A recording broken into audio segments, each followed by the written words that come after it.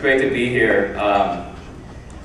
I think we're going to have to charge some sort of royalty for the ecosystem terminology. I think I remember when Sue and I became the management team back in June of last year. In our first conference call, we used the word ecosystem about 13 times. And I think now that we really looked it up and tried to define it and really understood why we're referring to the internet landscape as ecosystem, you can start to appreciate the fact that all ecosystems need sort of air and food and water and dependencies and codependencies and competition and cooperation, all things that I think are becoming extremely relevant in today's discussion. And I personally can't be more excited with Randall's theme this year. I think that our industry is at a cusp of multiple transformations, and maybe I'll spend a few minutes talking about that. It's hard to believe that it's only been 13 years ago since Yahoo started, and I think the journey has been anything but sort of boring, and I think we are on the cusp of something more interesting as we go forward. But if you look at some of the dreams and the hopes that we had when we started the company in terms of someday dreaming at the time in 1995 that the internet would be a mainstream media and that the advertising business would be a bona fide advertising business. We went through the dot-com bust, and I remember being in sales calls in 1999 and 2000 during that time where it seemed like nothing could go wrong, but in the back of your head you realized that something more sustainable had to be built. And over the last 5 or 7, 6 years, I think we started to see the industry really come together, both as part of the media industry, but also an advertising business that's supplemented by technology. We're going to spend a lot of time, I think, talking about the role of technology in the media and advertising business.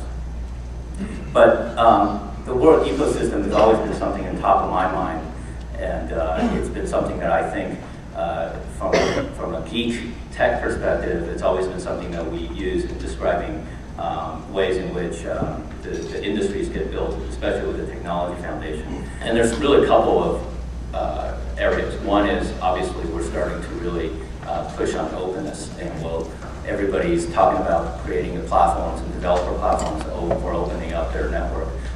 Imagining that someday soon we'll be opening up Yahoo. We alluded to that during our CES speech when we showed up an open mail platform, as well as our open platform for developers on the mobile platform.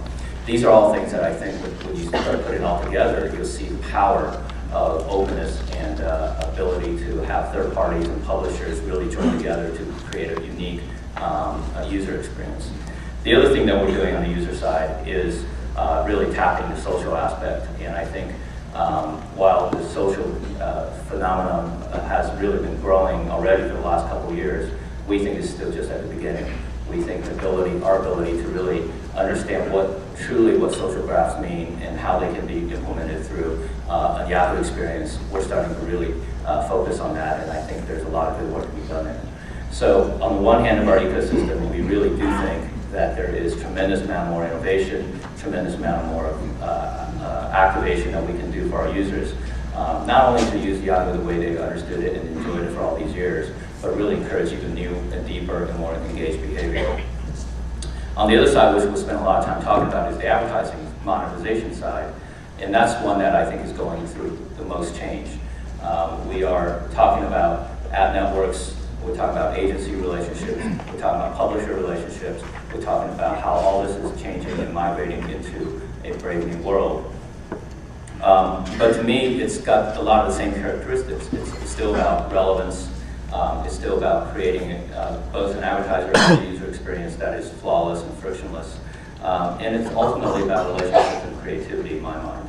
A lot of people have asked Yahoo about our role in creating relationships with top branded advertisers and agencies, and that's been our core business all along. We're leaders in that. We intend to continue to lead in that position. But we also have to continue to elevate, I think, the industry's dialogue around what it means to create relationships with creatives in a world where also there's tremendous amount of fragmentation, technology, tools, and ability for us to make the process easier. So with the audience and with the advertising platforms, we're undertaking a platform strategy. It is not a secret that I think in order to power both of these aspects of the ecosystem, we need an underlying platform and a strategy that is much more like a platform strategy, which involves openness, which involves partners, which involves third parties to really be able to use our tools as easily as we use it ourselves. And this is why I think it's an interesting time and a critical time for companies like ours, but also IAB, to really be focused on this issue. And I think IAB's leadership in this area has been really important over the last 3 or 4 years. You can just see this type of gathering being the key places in which we have the dialogue, we talk about issues, whereas I don't think we did that as much in the first 7 or 8 years of our industry. And I think this sort of coming together and really defining the standards, really defining the way in which we all can grow the marketplace together, that's the real work for this group. And I really do think that IAB has not only important issues today, but defining where we go going forward. Yahoo has played a leadership role throughout the period in which IAB has been around, and certainly we continue to hope that we can continue to provide the kind of dialogue, the kind of input, the kind of support that we can for IAB. And I want to applaud Randall for the theme this year, and I do think that this is something that we'll look back on over the next few years and say, wow, geez, that was one conference, that was one meeting that we really got all the interesting issues on the table. Before I move on, I just wanted to introduce Sue, who is also going to talk about our advertising strategy. I would say that Sue and I have had this very interesting dialogue over the last 2 years as we were investing in building out our search platform for our advertising. We started to talk and dream about what happens after launching Panama, which was a very interesting dialogue because we were starting to see the world change in a way that was very different, both in terms of what's happening on the display business and the branding business. And over the last couple of years, Sue has really architected, I think, the Yahoo strategy around our involvement in the ad network business, as well as our ability to start creating really neat, differentiating features, tools, and platforms for our agencies, partners, and advertisers and publishers. So with that, I'd like to invite Sue on stage and give her thoughts. Thank you.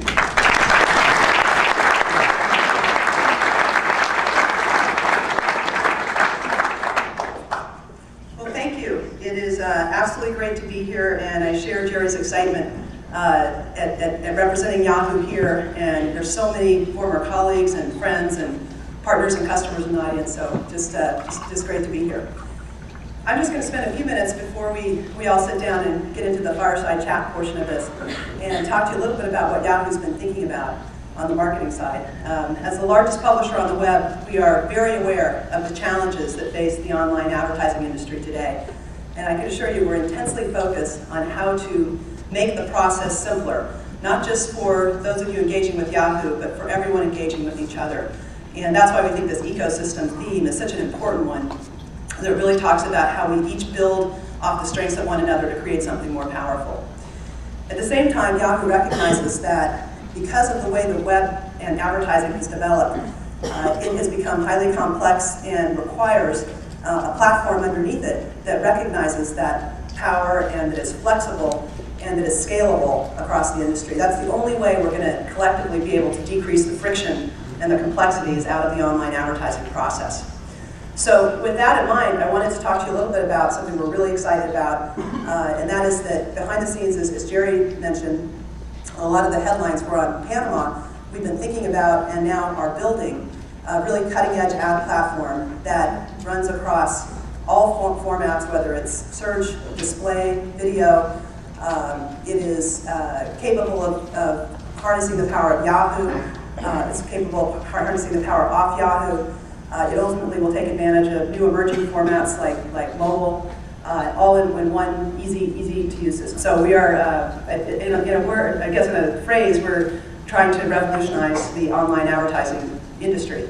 And I know that's a lofty goal, but that really is our goal. And we're trying to do it by trying to take the headaches out of the process that exists today. One of the things that has occurred to us is that when you look at all the systems that are out there today, the legacy systems are based on internally managed IT systems. What our new platform will do is it's basically web-based, a hosted application, and the idea is to leverage the power of all of the participants in the industry in a very native and easy-to-use way. And it's a hard thing to talk about, but the best analogy we could come up with in terms of what it will be able to do and what it will feel like is what the DVR industry did to the VCR industry. It's hard to explain in advance of using TiVo just what that experience is like and how it changes your life, but that's what we're trying to do is create that kind of experience to what exists today. So with that, let me just give you a couple of examples of how it could affect each of the members of the ecosystem. So for a publisher, can you imagine being able to distribute an advertiser's campaign and target it across not only your audience, but across other publishers with like audiences? Imagine how you could improve your yield if you could do that. There are some legacy systems that allow cross-selling today, but they're very, very impractical because the publisher can only use their own advertisers and their own inventory. They can't take advantage of the power of others. Our new system should allow publishers to be able to package, sell, and distribute advertising across their own site and across other sites. From an advertiser, what would you do with a system that would take the complexity out of ad generation, assembly, trafficking, and serving? This process is so time-consuming today. It's not uncommon for an advertiser to have to enter their campaign half a dozen times in existing systems. The existing systems are not designed around today's objective of reaching your audience anywhere it is on the web. They're based around achieving and targeting certain one publisher's inventory. We recently had our newspaper consortium out, which represents more than 500 newspapers, and will be the first customers to benefit from some of the features of the system. And we showed them what we had, and one of them remarked that Yahoo is making ad operations sexy. So we figured that was the highest compliment because we all know how complicated ad operations are today. For agencies, how valuable would it be to have a system and a platform that streamlines the buying process? Imagine not having to repeat entry into multiple different campaigns and orders and being able to free yourself to focus on campaign optimization and testing. Today, that is virtually impossible with the systems that exist today. And then finally, for ad networks, can you imagine being able to connect your publishers with a much broader array of advertisers, which ultimately increases the reach and power for both advertisers and publishers in a network. Today, that is extraordinarily difficult without an open platform that simplifies the process.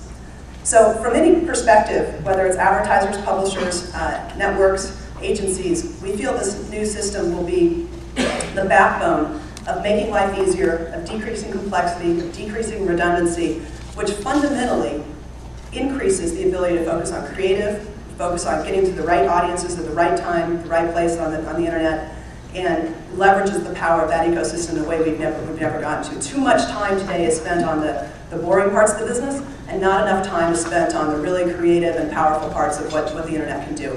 So we just wanted to assure you that we're very, very focused on these questions. We're trying to make the internet easier from an online perspective, and ultimately, we believe this system will help all of us get to the next level of engagement with our target audiences and be able to leverage the real power of the internet. So with that, I'm going to sit down and I guess invite Randall back up to the stage. Thank you.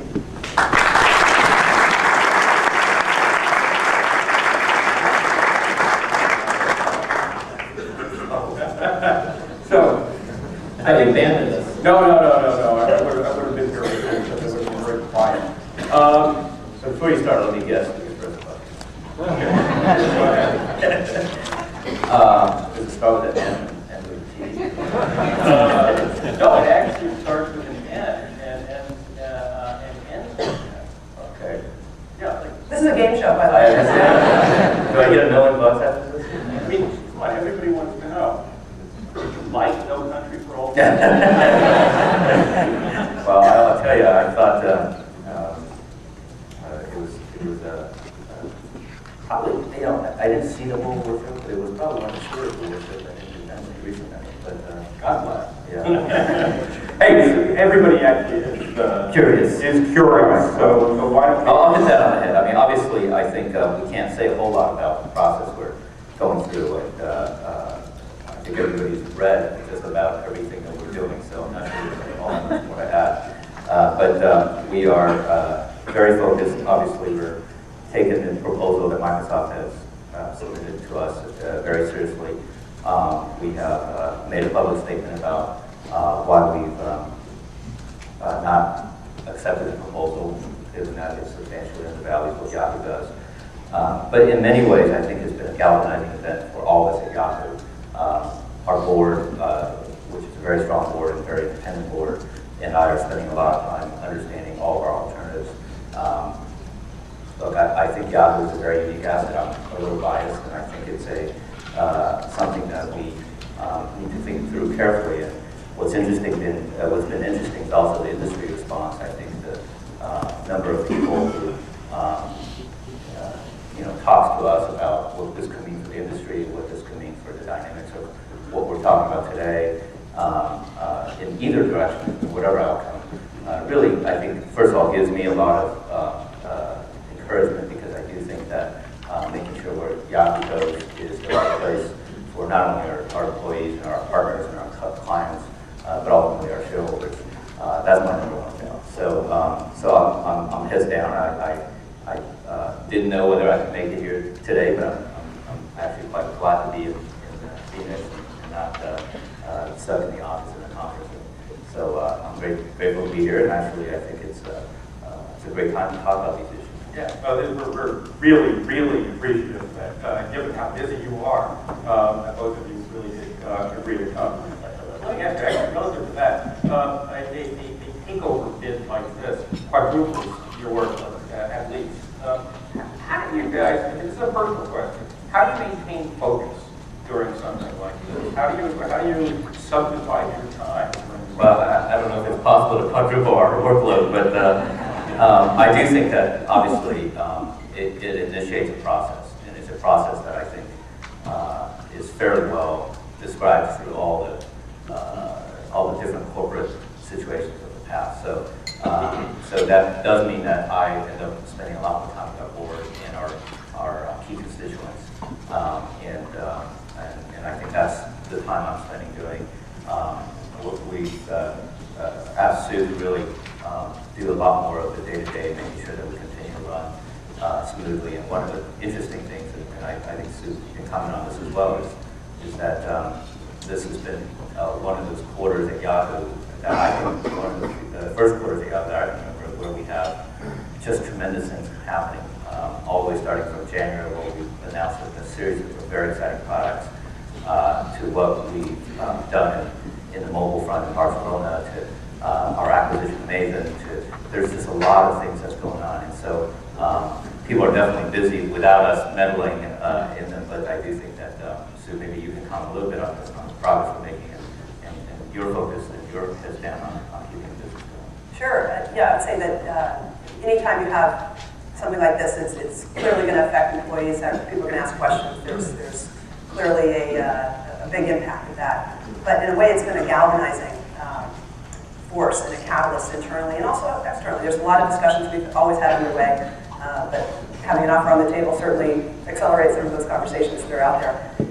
From a day-to-day business perspective, one of the things we're so excited about is we spent the last couple of years, when we embarked upon our current challenge, we recognized it was a multi-year opportunity, and that we spent a lot of time with some catch-up with the Panama system and some of the innovation that we're doing in algorithmic search, and cleanup of some old business deals that were very competitive at the time that they were struck, but market conditions changed, and we have struck those deals with very, very happy partners for the future.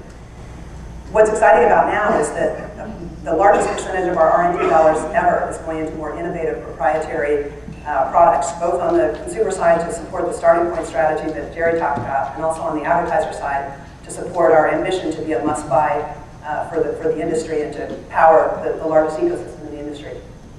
We have a number of, like clockwork every quarter, very, very exciting new developments coming out. And the teams are really excited about that. And they want to show the world what we have, because we've been working on it for a while and very quietly behind the scenes. And there's a lot of excitement about that. I want to pursue the new platform. But first, I want to ask you it's a candid question that's living in everyone's mind. And it's really one of the reasons for the conference, and also for the IAB, ecosystem strategy. We have among our membership, we have platform companies, we have branded publishers, and basically branded publishers are scared to death about this consolidation scenario, about platforms becoming larger, more commanding, commoditizing, potentially commoditizing their inventory.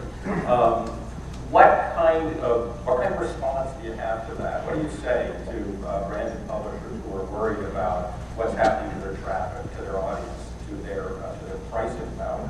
Is there hope for them? I'll start, but I feel that I feel that the internet and the web is probably the ultimate expression of what people can do with creativity and we saw that day one.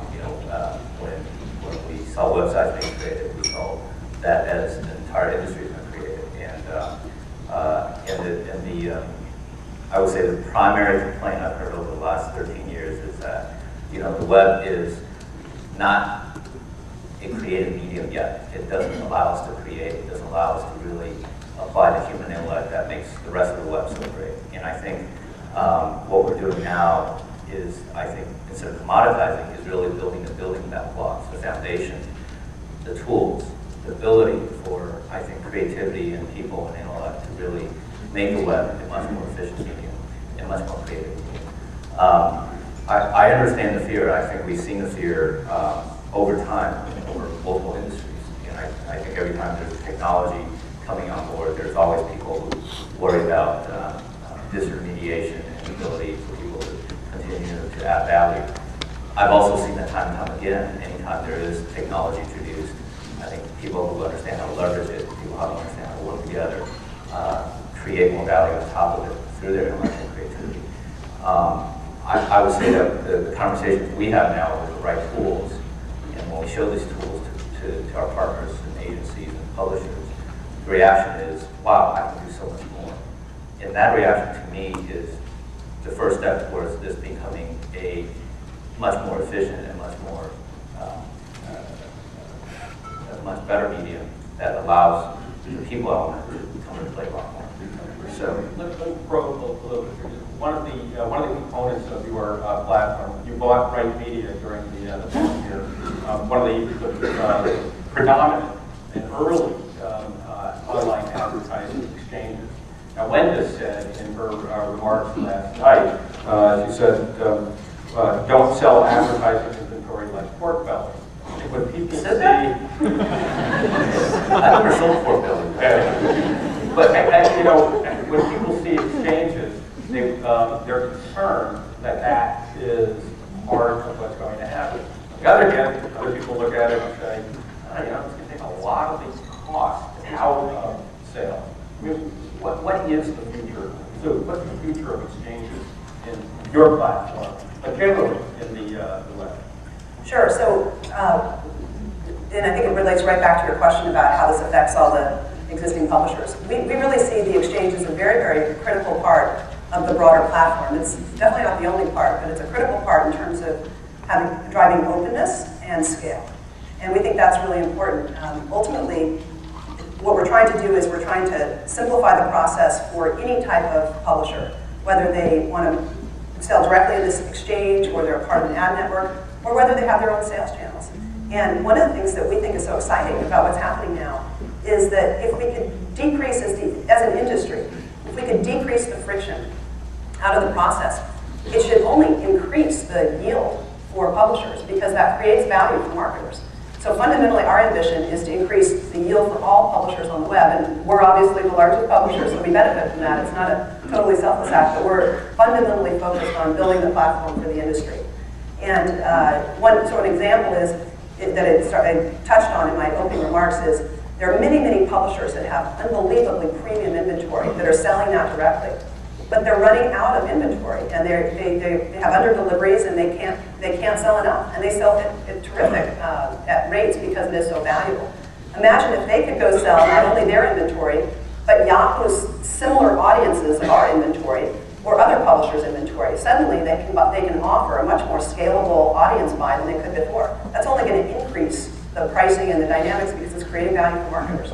So we see the fragmentation of the web, and which is only going to increase because of the platforms and tools and openness that Jerry talked about, as the key challenge for the industry to create value. If we can figure out how to aggregate demand and aggregate supply as an industry and find that perfect match of audience to marketer, we should only enhance the value of all inventory out there. The other point I think that it is important in this is, as Jerry was talking about starting points, we're talking about a much broader advertising approach than we had before. We're narrowing our consumer approach to really focus on those starting points and open up in a way to drive more and more traffic to those starting points.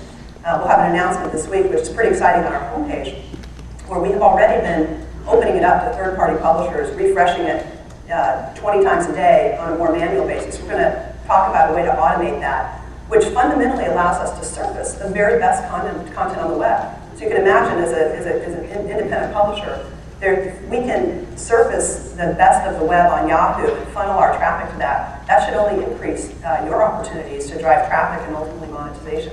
That's a fundamental part of our strategy. So we really see this as a way to empower the industry to create more value both for content and for advertisers. And we see this newspaper consortium as kind of our lighthouse customer to demonstrate that. We are driving traffic to them. We're taking the best of the content and offering it to our local audiences and vice versa. And we hope to allow them to tap the $12 million local budgets of advertising that have not migrated to the web as much because of all the friction in local. Can you walk me through that a little bit more? Because I do think that is a primary, your branded publishers, they've had a commanding lock, in a local marketplace, many of them for years, and they're worried that's going away, but they're also not sure how to expand or where to expand. So how does the platform work with them specifically? Like I don't know, the Atlantic Constitution, and I want to work with you.